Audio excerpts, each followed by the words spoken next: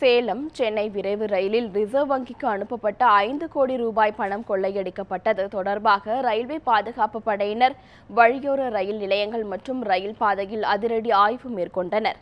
சேலம், நாமக்கல், ஈரோடு சுற்று வட்டாரத்தில் உள்ள வங்கிகளில் சேகரிக்கப்பட்ட கிழிந்த ரூபாய் நோட்டுகள் 342 கோடி ரூபாய் பணத்தை சேலம் இந்தியன் ஓவர்சீஸ் வங்கி சென்னையில் உள்ள ரிசர்வ் வங்கியின் தென்மண்டல அலுவலகத்துக்கு அனுப்பியுள்ளது.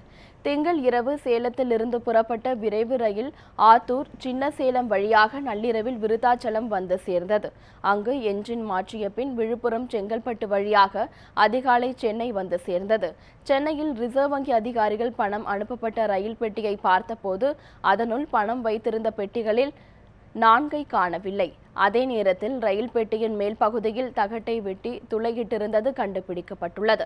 ரயில் பெட்டியில் துளையிட்டது எப்படி, எங்கே வைத்து இந்த கொள்ளை நடைபெற்றிருக்கிறது என்பது குறித்து ரயில்வே பாதுகாப்பு படை ஆணையர் அஷரப் தலைமையில் 4 தனிப்படைகள் அமைக்கப்பட்டு விசாரணை நடைபெற்று வருகிறது.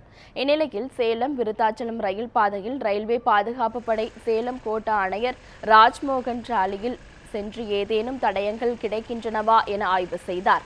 வழியில் உள்ள அயோத்திப்பட்டினம், ஆத்தூர், சின்ன சேலம் ரயில் நிலையங்களில் ரயில்வே அதிகாரிகள் பணியாளர்களிடமும் விவரங்களை கேட்டறிந்தனர். சென்னையில் 3 டீம் ஃபார்ம் பண்ணிருக்கு இன்ஸ்பெக்டர். சேலத்துலேயும் சேலம் கோட்டத்துலேயும் 3 டீம் ஃபார்ம் பண்ணியிருக்கோம். ஸ்பெஷல் டீம் ஒவ்வொரு டீம் ஒவ்வொரு இன்ஸ்பெக்டர் தலைமையில் பண்ணியிருக்கிறோம்.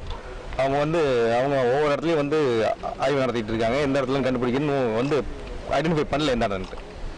இப்போ ஆத்தூர் டு விருதாச்சலம் நாங்கள் போயிட்டு இருக்கோம். சேலம் டு ஆத்தூர் இன்னொரு இன்ஸ்பெக்டர் தலைமையில் வந்துட்டு இருக்காங்க.